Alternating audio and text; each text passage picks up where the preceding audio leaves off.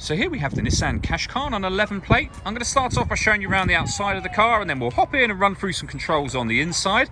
But from the outside you can see it's a 5-door car with alloy wheels. Let's start off inside the boot and then work our way around the rest of it from there. As we approach the back of the car, you can see we have plenty of boot space along with that 60/40 split folding rear seat should you wish to increase this space even further.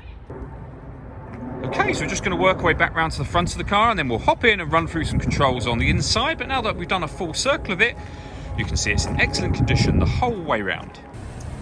Just briefly before we climb in, I think it's well worth seeing the interior from this exterior point of view. There's plenty to run through on the dashboard, so let's hop in and we'll do that now. Okay, now that we're inside the car, we're going to start with the dials. On the left-hand side, we have the rev counter, and on the right-hand side, the speedometer and fuel gauge. In the middle, you can see the total miles for the car, which is 67,677. You can change the information that's displayed in that central section should you wish to, and that is done using the buttons up here. Various bits of trip computer and fuel economy information, as you can see. If we back out to the steering wheel, we have stereo controls, as well as cruise control and speed limiter. We've also got phone controls up here. The phone controls can only be used after such time as you pair up the phone to the car, and that is done over on the touchscreen in the center just here. So when it comes to music, first of all, you can see we have FM and AM radio. If you want to listen to your own music, you can do that via the CD player or the auxiliary input. Pairing your phone is as simple as hitting connect and then pairing a new device from here.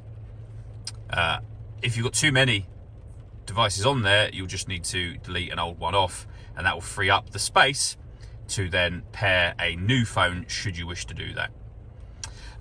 Also up here we have satellite navigation. Really nice clear color display, as you can see. Very easy system to use.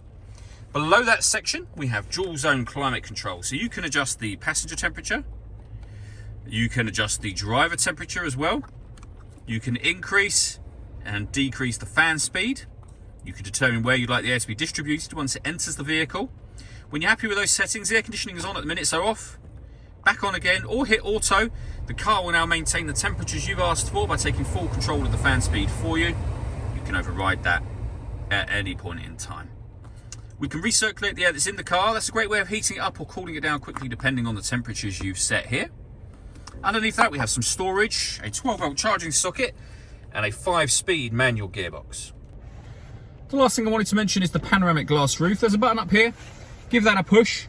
The sun blind will then open all the way to the back of the rear seats.